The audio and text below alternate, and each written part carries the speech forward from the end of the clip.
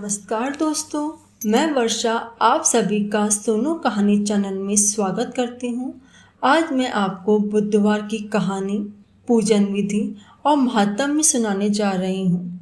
सर्वप्रथम बुधवार के व्रत की विधि। ग्रह शांति तथा सर्व सुखों की इच्छा रखने वालों को बुधवार का व्रत करना चाहिए। इस व्रत में रात या दिन में एक बार ही भोजन करना चाहिए। इस व्रत के समय हरी वस्तुओं का उपयोग करना श्रेष्ठ है। साथ ही बुधवार की कथा सुनकर आरती के बाद प्रसाद लेकर जाना चाहिए। बीच में ही नहीं जाना चाहिए। ऐसी मान्यता है कि आज के दिन बेटी को ससुराल नहीं भेजना चाहिए।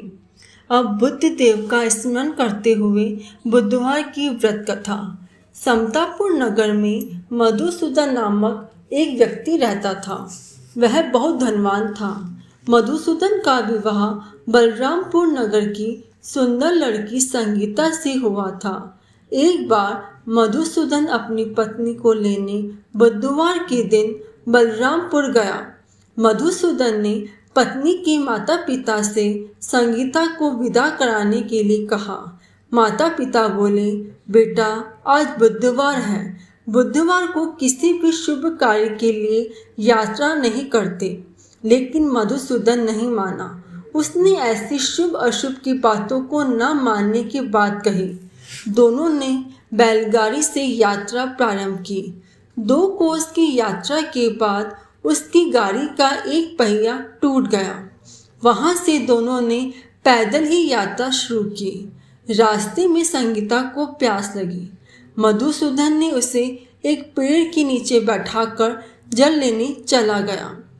थोड़ी देर बाद जब मधुसूदन कहीं से जल लेकर वापस आया तो वह बुरी तरह से हैरान हो उठा, क्योंकि उसकी पत्नी के पास उसी की ही शक्ल सूरत का एक दूसरा व्यक्ति बैठा था। संगीता भी मधुसूदन को देखकर हैरान रह गई। वह दोनों में कोई अंतर नहीं कर पाई। मधुसूदन ने उस व्यक्ति से पूछा, तुम कौन हो और मेरी पत्नी के पास क्यों बैठे हो? मधुसूदन की बात सुनकर उस व्यक्ति ने कहा, अरे भाई, यह मेरी पत्नी संगीता है। मैं अपनी पत्नी को ससुराल से विदा कराकर लाया हूँ। लेकिन तुम कौन हो जो मुझसे ऐसा प्रश्न कर रहे हो? मधुसूदन ने कहा, तुम जरूर कोई चोर या ठग हो। यह मेरी पत्नी संगीता है। मैं इसे पेड़ के नीचे बैठाकर जल लेने गया था। इस पर उस व्यक्ति ने कहा, अरे भाई, झूठ तो तुम बोल रहे हो। संगीता को प्यास लगने पर जल लेने तो मैं गया था। मैंने तो जल लाकर अपनी पत्नी को पिला भी दिया है। अब तुम चुपचाप यहाँ से चलते बनो, नहीं तो किसी सिपाही को बुलाकर तुम्हें पकड़वा दूंगा। दोनों एक दूसरे से लड़ने लगे। उन्हें लड़ते देख बहुत से लोग वहां एकत्र हो गए। नगर के कुछ सिपाही भी वहां आ गए। सिपाही उन दोनों को पकड़कर राजा के पास ले गए। सारी कहानी सुनकर राजा भी कोई निर्णय नहीं कर पाया। संगीता भी उन दोनों में से अपने वास्तविक पति को नहीं पहचान पा रही थी।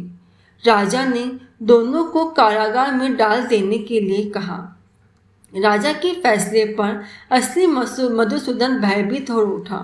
तभी आकाशवाणी हुई, मधुसूदन, तूने संगीता की माता पिता की बात नहीं मानी और बुधवार के दिन अपनी ससुराल से प्रस्थान किया।